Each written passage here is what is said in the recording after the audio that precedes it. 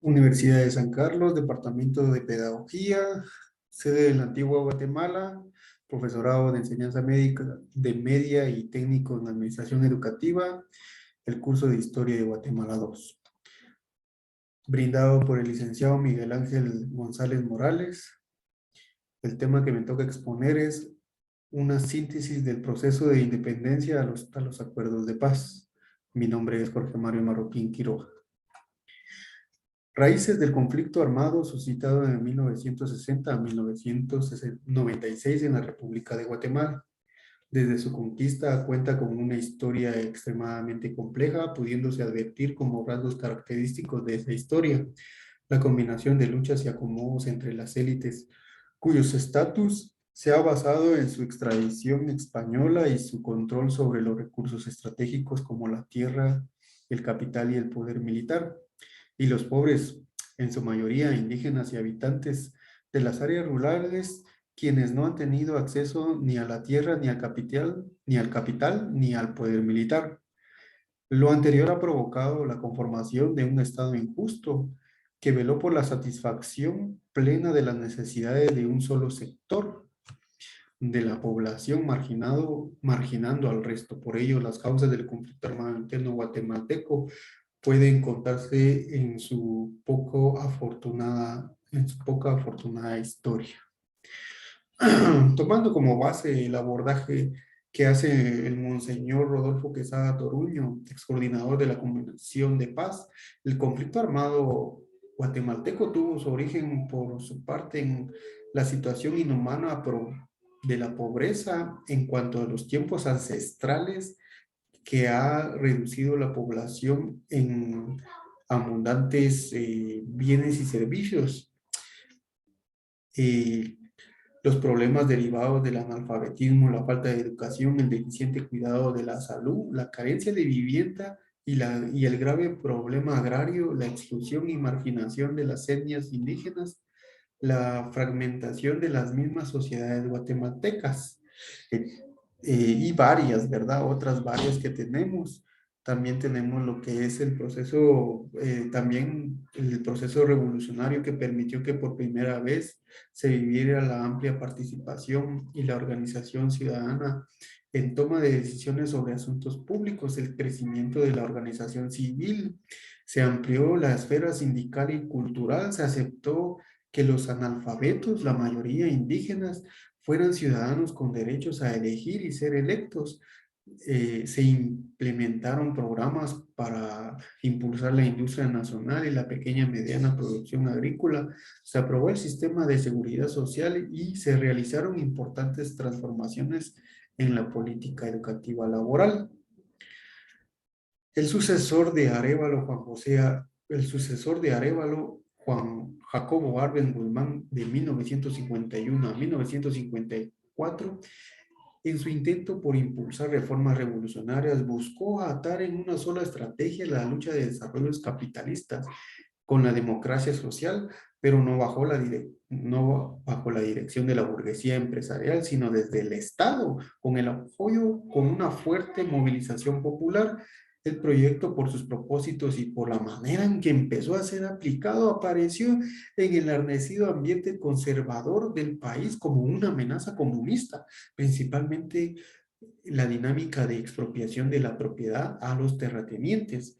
Por ello, pues también tenemos los actores del conflicto armado interno, los actores directos de la acción de la violencia indirecta, en el sentido, se puede afirmar que el conflicto armado directo tuvo como actores principales a dos partes en pugna, que fue el gobierno guatemalteco, que incluye al ejército, el cual forma parte del aparato del Estado que fue instituido en 1871 y cuya existencia tiene origen constitucional, y las fuerzas insurgentes izquierdistas.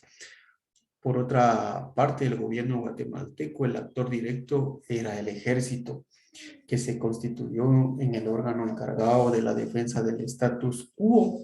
Los gobiernos que sucedieron desde 1960 propiciaron el desmedido armamento y profesionalismo del ejército. En su seno se enfatizó el discurso anticomunista y la visión polarizada del mundo por Su accionar estuvo marcado por dictados de la ideología de la seguridad nacional. El contenido del conflicto armado interno. Para entonces la guerrilla justificó sus acciones en la pretensión de derribar a un régimen corrupto, pero luego el enfrentamiento entre el este y el oeste lo atrapó en el conflicto, se tornó ideológico y es evidente que está marcado la historia del Estado de Guatemala por la permanencia insatisfacción de las necesidades de la mayoría y de las consecuencias disconformidades en el conflicto guatemalteco, y puede entenderse sin tener como un telón de fondo la historia del país. En tal sentido que debe considerarse como determinante la situación interna guatemalteca marcada por problemas ancestrales que, a juicio pues de los alzados en armas, tuvieron su oportunidad histórica para resolver durante el gobierno de Arbenz, y a la vez el contexto internacional marcado por el auge del conflicto entre el este y el oeste.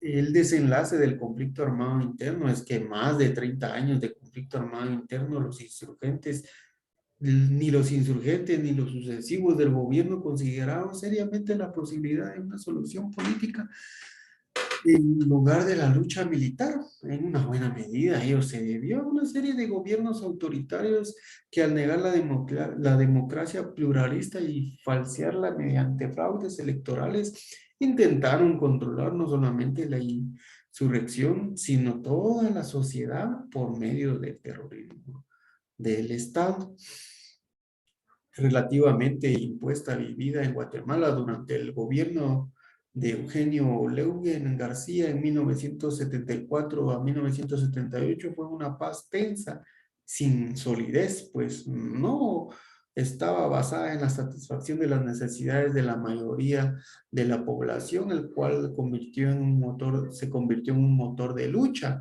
Eso no quiere decir que hoy ya no haya conflicto armado, las causas hayan desaparecido, pero significa que las partes en pugna han puesto sobre la mesa condiciones para transformar el Estado y convertirlo en garante de los derechos que permiten la plena realización humana. Es evidente, es evidente que meses después del mensaje de Carabellada, la iniciativa contadora comenzó a decaer. No obstante, el acto de toma de posesión del presidente Marco Vinicio Cerezo el 14 de enero de 1986 hace un llamado a los 5 presidentes centroamericanos para reunirse en una fecha cercana y encontrar la solución pacífica a las crisis armadas que los centroamericanos afrontaban. El encuentro de los 5 presidentes se llevó a cabo el 25 de mayo de 1986 en la villa de Esquipulas, Guatemala. De dicha reunión emanó la declaración de Esquipulas, en la cual se expresaba, entre otras cosas, la voluntad de las partes de la firma de el Acta de Contadora para la Paz y la Cooperación en Centroamérica. Luego, pues tenemos lo que es la democracia como factor determinante para el surgimiento del proceso de la paz. El proceso, o es un proceso de pacificación en el desarrollo de la producción de la democratización gesta en el país. Por ello, la relación casi paralela entre los procesos de democratización y pacificación. Anteriormente, en 1986, cuando los gobiernos no habían sido producto de elecciones competitivas y libres, sino Asomo de pensó a llevar a cabo un proceso de pacificación. En esa época no existían los mecanismos ni las culturas captadas ni las culturas aptas para la solución pacífica de conflictos que se plantean como parte de la modernización y el crecimiento de la sociedad. Al contrario, lo que se dio fue una represión descontrolada. Una represión descontrolada que hizo la historia del proceso de paz guatemalteco.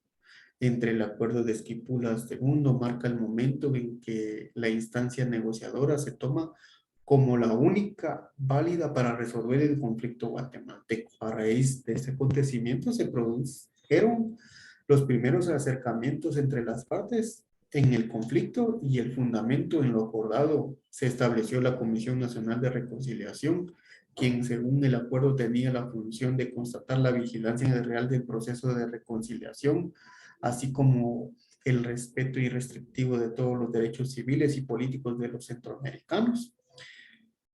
En atención a sus obligaciones y atribuciones de la CNR, tomó la iniciativa y el desarrollo del esfuerzo por dar inicios a las pláticas de paz. ¿Verdad? En octubre de 1987, un día después de la toma de posesión de la CNR, las partes en conflicto, la URNG y el gobierno cuya comitiva se entraba en el ejército de Guatemala, hicieron su primer intento de acercamiento en Madrid, propiciando como embajador de Guatemala en España, Danilo Varías. Dichos acercamientos fueron violentamente rechazados por grupos de conservadores opuestos a la propuesta de la paz. La importancia de la participación de la sociedad guatemalteca en el proceso de paz. Los sectores de la sociedad guatemalteca en el tratamiento de los problemas que le agobian fue de sustancial importancia, pues en su seno el emergente de las soluciones en el alto nivel de legitimidad a diversos asuntos que habían sido causa de división o retraso del país. La Organización de las Naciones Unidas y el proceso de paz guatemalteco, el de paz centroamericanos se vieron fuertemente impulsados cuando los 5 presidentes centroamericanos, mediante el Acuerdo de Esquipulas II, pidieron la intervención del secretario general de las Naciones Unidas para conformarse la Comisión Internacional de Verificación y Seguimiento. Dicha comisión tuvo como funciones la verificación y seguimiento del cumplimiento de compromisos contenidos y acuerdos de Esquipulas II. Así, da inicio la participación de la ONU en los conflictos centroamericanos. Vale la pena resaltarle el rol sumamente importante de esta organización. Desempeñó el proceso de pacificación salvadoreño, el cual en buena medida produjo un efecto de demostración a las partes en el conflicto en Guatemala. Muchas gracias.